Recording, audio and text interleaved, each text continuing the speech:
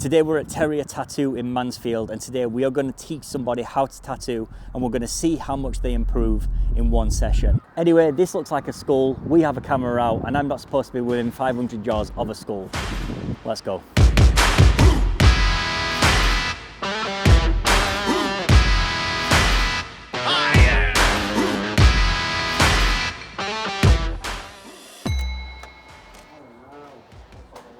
Yo.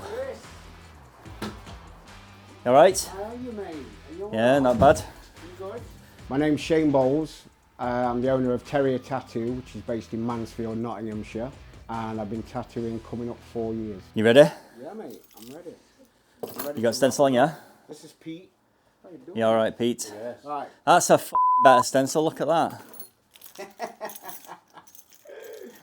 Is it better, mate? That's a miles better stencil. Yeah. Go, because I spent hours on it. Man, longer your stencil takes, dude, And I tell you what, quicker your tattoo will be. I'm so glad you told me about that app. You move your station across as well? Or the drop section. Yeah, because he's on this side. Right. Is it going to make it awkward for you? No, not all, no. No. It was just yesterday when you were on practicing the techniques and stuff, what you were doing is you had it on your left side, but you're right-handed, so you're constantly doing this. Yeah. Whereas if you'd have just had your table on right-hand side, Other side. it's just there, it's easier for you, isn't it? Your pigment, did you go higher or what, yeah? They've all been, all the actual, the drop system has all been bumped up. Cool. Now let's rewind. You are joining us on day 2. Day 1 prior was spent just going over a few explanations and doing a little bit of technique practice. But day 1 mainly was spent just getting to know Shane, putting him at ease and assessing where he's at tattoo-wise. Now Shane's real problem wasn't his artistic skill. He's actually an accomplished airbrusher. So I knew if this was going to work, I had to have somebody with that artistic background in place. I think the problem is you just haven't had the know-how to do the techniques that you need to use and stuff. I think that's the only thing holding you back at the minute. We practiced the techniques on fake skin, but not only did we practice the techniques, what we also did was give Shane the design he was going to do the day after. That way he was more familiar with it. However, the only technique that we really went over was pendulum. I wasn't there to teach Shane how to tattoo. Shane already knows and has a basic level of tattooing. I was only there to improve that level. Holding his arm up nice and straight if you're going to do it like this, or you can have him laid down, whichever's easier for you. I'll have him stood up. Yeah. So then just mark your center line. Yeah. So what I will say is wherever you mark your client, right, make sure their arm stays in that position until your stencil's on. Yeah. Because if they start to like move twist his wrist or whatever, that's going to affect all your central line that you've just put down. So when you put it on, it's going to be cockeyed. Ever since I was as young as I can remember, I've always been attracted to it. In school, past school, even when I'm at home, if I'm not airbrushing for myself, I'm drawing, you know, just as much as I can. I just absolutely love it, you know. Greatest thing to be in. You know, all the little indentations and blood staining, would you do them first, or would you get all the creases in of the shirt first? I would always do any sort of texture first before I do any tone or anything like that. Okay. Because if you put your tone down first, say you lay your tone down, all right, I can already see that your client is starting to get a little bit irritated. He's going a little bit red. Yeah. Right, so if you start to put your tone down and you don't put your texture in, you'll find that if you got even more irritated, you'd find it a lot harder to put your texture in because you wouldn't be able to see. Yeah, I get you. Right, so texture in first, then tone over the top. And you suggest using a round shader, don't you? I will use a round shader, but I'll combine the round shader and the mag to get the texture that I want.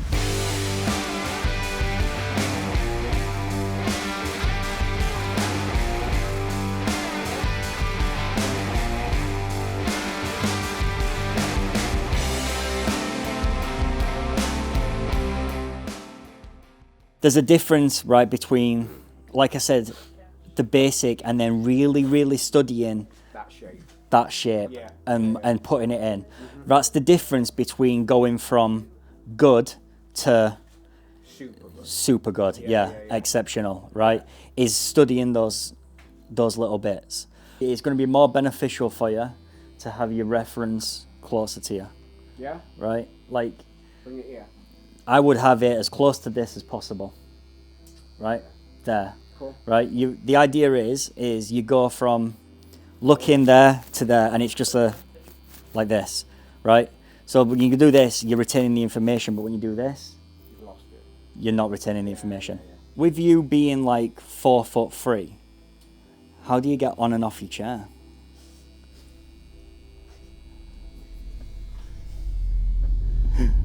Now, I wanted to let Shane just run. I needed him to do the work. It gave me an assessment of where he's at, and if he did the work, then I knew what he needed to improve on. There was no point in me jumping in. However, sometimes just to explain a technique a little bit better, or to explain what I mean, I did sometimes jump in. When you're doing it right, you don't want to be stretching the skin too much. Like a lot of artists, they'll all tell you like, you know, you need to stretch, you've got to stretch. For black and grey, you don't have to stretch, right?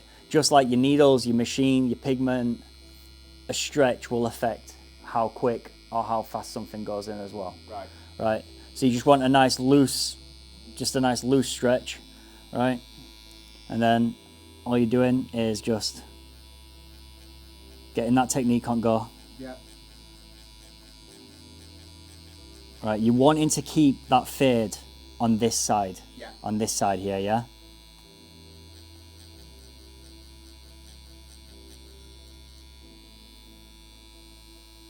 See, you saw me dip there and then I dipped there, yeah? So what I did is I ran in this, dipped in this, right? What I want to be doing now is, okay, that weren't quite dark enough for what I needed. So what I'm going to do now is instead of running and dipping, I can either dip and try, or I can just be like, okay, straight in. Yeah. Notice now how I am stretching the skin just a little bit more, right? That's just so I can get in, right? So like your corner is a lot more compact like that than it is like that. So you're opening that Right, so you're opening it up, right, getting right in that corner on the edge of your mag, and then coming down. Remember the technique that you was doing, where you was pulling? All right, this is where you would pull. And as you're pulling away as well from the edge, all right, because you're starting here and you're pulling outwards, you get the fade on this side and you get the sharpness on this side that you're wanting for that cheek. Started at home, and it was during lockdown is when I started, and it was just 8 hours a day, just fake skin because there was nothing else to do. So it was just, I wanted to invest my time in something and just encourage myself to do it, and then I just got hooked. So you're dealing with irritation. Yeah. So it makes it harder to, you know, for your tones to instantly settle so you can see. So you do have to leave them just a little bit. So you still stay in the area, but you just come over, while this is settling, maybe do this bit here, this black bit. And then once it's settled, then you can see, okay, I need a little bit more blend on this. Oh, this needs to be a little bit darker. That needs to be a little bit sharper, whatever, right? Whatever it might be.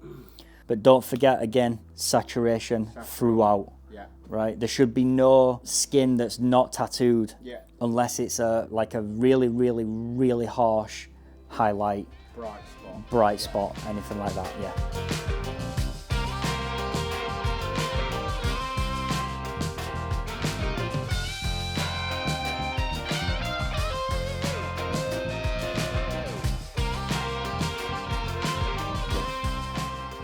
Right, mate. With regards to these eyes, I want. You dick. Just do it normal, please. Go ahead and clean throat first. With regards to these eyes.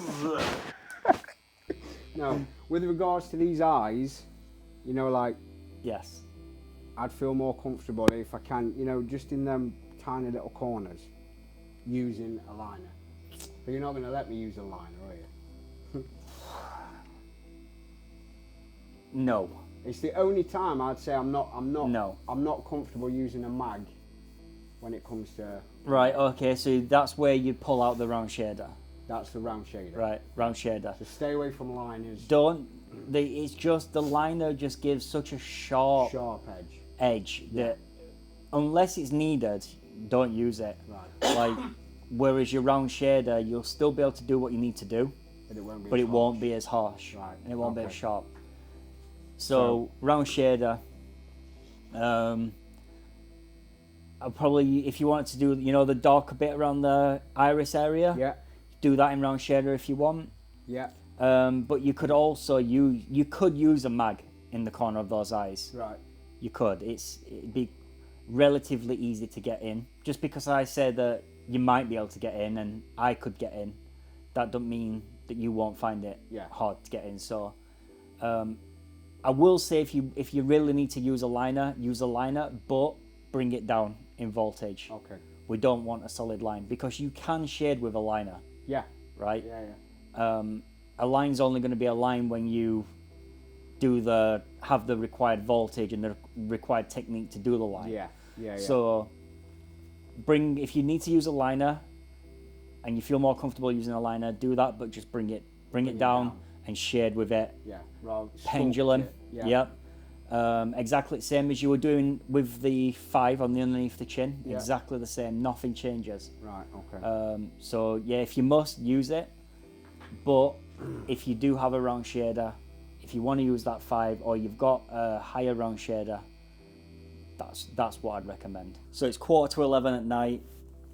We have had less than 24 hours to take Shane from this to this. When I had the idea for this video, I honestly never thought that I would get the improvement, especially in such a short time that I did. The level was down here and it went up here, as you've just seen. Honestly, Shane just absolutely killed it. He was so willing to just listen to what I was telling him and do it. He forgot everything that he knew and just concentrated on what I told him, and that is the result. I have to say that I am incredibly proud of the effort you put in, man. Like, cheers, dude. You've seriously, honestly, you've killed it, mate. You've gone above and beyond what I thought were possible in the amount of time we've had. It's actually been less than 24 hours because we had to cut the day early yesterday. Yep. So you came straight in and you basically had maybe an hour on technique and then just a few hours on, you know, the odd lesson in things. But for the amount of time and what you've done today, dude, congratulations, mate. Thank you, mate. You've absolutely smashed it. That's awesome. Even if you are like 4'2". Yeah, I'm 5'2" actually, but you know, cut that, Raf. Thank you. No, thank you, mate. It's been amazing. No, man, it's been my pleasure. Also, well done. Thank you. To Shane's client, who sat like an absolute trooper. He did. All the way through. He did. Absolutely, yeah. Mate, the whole thing's just been incredible. Like, what would you say you've learnt the most? God, mate, there's a massive list. Just, it's mine. Blew your mind? It blew my mind, but it's all gone in. It's all gone in, and like, you know, if it wasn't, 11:15 now, I'd want to go again. Yeah. Well, unfortunately, now you've set a standard for yourself. Yeah. So now you have to reach that standard and then go beyond that standard that you've just done. Every time. Every single time. Every time, mate. And it will be guaranteed, because I know you'll be watching me on Facebook. Yep. Honestly, well done, mate. Thank you, bud. Well done. Thank you very much. Mansfield, and today we are going to teach somebody how to tattoo, and we're going to see how much they improve in one session. Anyway, this looks like a school, and I'm not supposed to be. Oh, fucking hell.